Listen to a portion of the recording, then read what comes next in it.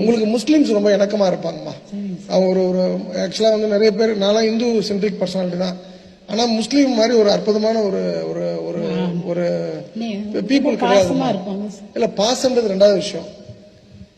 இங்க கோயம்புத்தூர்ல பாத்தீங்கன்னா ஒரு பிசினஸ் ரொம்ப பெரிய லெவலில் பிக்கப் ஆயிருக்குமா. அது என்னன்னு பாத்தீங்கன்னா முதியோர் இல்லம்.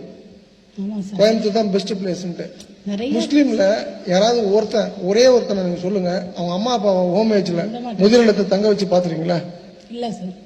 என்னோட ஆராய்ச்சியிலமா கூடுமான வரைக்கும் அந்த பள்ளப்பட்டின்ற ஊரை விட்டுருங்க, கரூர் பக்கத்துல முஸ்லீம்ஸும் வட்டி கூட்டுறது இல்லம்மா. வட்டி கூட்டுற முஸ்லீம் நல்லா இருக்க மாட்டாமா, அது ஹராம்னு சொல்லுவாங்க.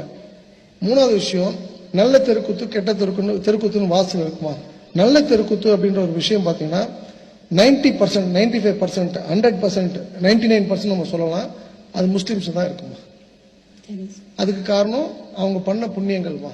ஸோ இது வந்து நம்ம இந்து முஸ்லீம்லாம் பார்க்காம நல்ல விஷயங்கள் யார்கிட்ட இருந்தாலும் எடுத்துக்கலாம். ஏதோ முஸ்லீம்னாலே பாகிஸ்தான் தீவிரவாத பார்க்கறதுலாம் விட்டுட்டு உங்களுக்கு எனக்கெல்லாம் முஸ்லீம்ஸ் ரொம்ப பை பர்த்டே ரொம்ப க்ளோஸ், கிறிஸ்டின்ஸ் ரொம்ப 10 பேர் எனக்கு பெஸ்ட் ஃப்ரெண்ட்ஸ்னா 4 பேர் முஸ்லீம் கிறிஸ்டின்மா.